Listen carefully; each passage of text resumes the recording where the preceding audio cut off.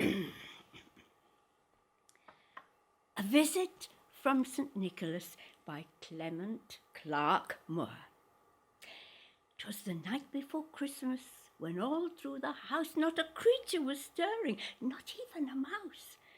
The stockings were hung by the chimney with care, in hopes that St. Nicholas soon would be there. The children were nestled all snug in their beds, while visions of sugar plums danced in their heads. And Mamma in her kerchief, and I in my cap, had just settled our brains for a long winter's nap, when out on the lawn there arose such a clatter, I sprang from my bed to see what was the matter. Away to the window I flew in a flash, tore open the shutters and threw up the sash.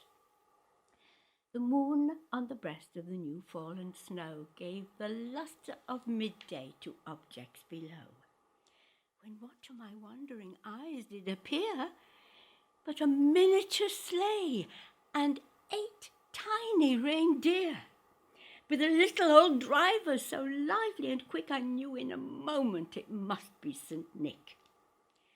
More rapid than eagles his coursers they came, and he whistled and shouted and called them by name. Now Dasher, now Dancer, now Prancer and Vixen, on Comet, on Cupid, on Donner and Blitzen, to the top of the porch, to the top of the wall, now dash away, dash away, dash away all. As leaves that before the wild hurricane fly when they meet with an object mount to the sky, so up to the housetop his coursers they flew, with the sleigh full of toys, and St. Nicholas too. And then in a twinkling I heard on the roof the prancing and pawing of each little hoof.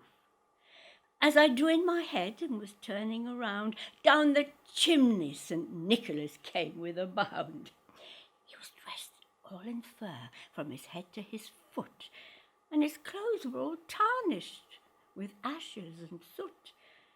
A bundle of toys he had flung on his back, and he looked like a peddler just opening his pack. His eyes, how they twinkled, his dimples, how merry, his cheeks were like roses, his nose like a cherry. His droll little mouth was drawn up in a bow, and the beard on his chin was as white as the snow.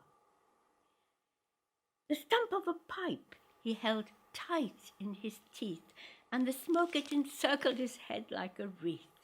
He had a broad face and a little round belly that shook when he laughed like a bowl full of jelly. He was chubby and plump, a right jolly old elf, and I laughed when I saw him in spite of myself. But a wink of his eye and a twist of his head soon gave me to know I had nothing to dread.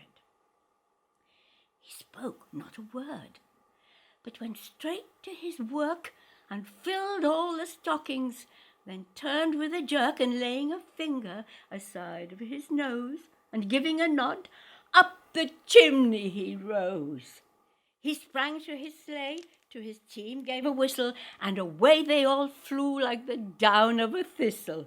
But I heard him exclaim, as they drove out of sight, Happy Christmas to all, and to all a good night. Happy Christmas, Highbury.